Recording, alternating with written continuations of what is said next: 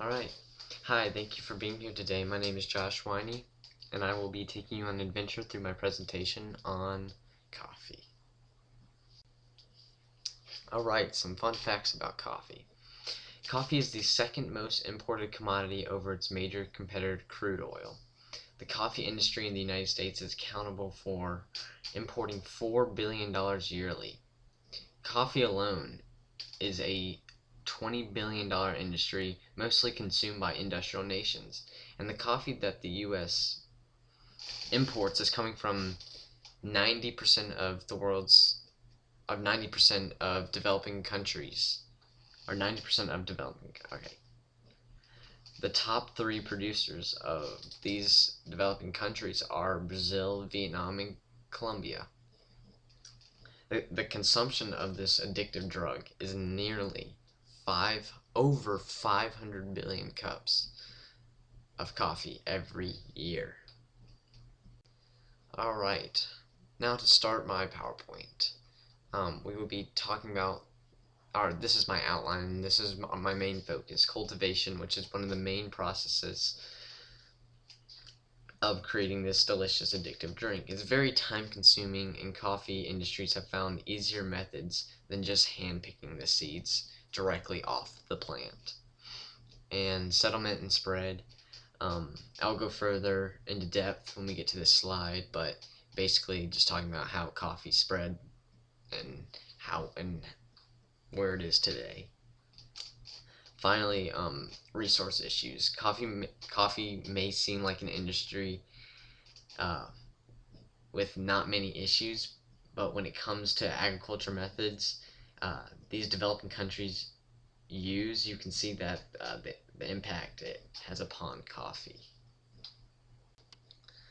So cultivation, like I said before, is it's the process of extracting the seed from the actual plant. And it's pretty funny, there's an Arabian legends that tell a story of a mysterious black and bitter beverage with powers of stimulation. In the year 1000, Anavici was administering coffee as a medicine. And there's a strange story dating from 1400 of a Yemen shepherd who was observing some goat croppings that had reddish berries from a bush. He then reported the incident to a monk. The monk then boiled the berries and distilled a bitter beverage, rich in strength and capable of dispersing sleep and weariness. However, the discovery occurred. The fact remains that the coffee plant was born in Africa in an Ethiopian region known as Kaf. From there it spread to Yemen and Saudi Arabia and Egypt, where it developed enormously and entered popular daily life. To this day, now over 70 countries now cultivate using either using these two methods, strip picked or selective picking.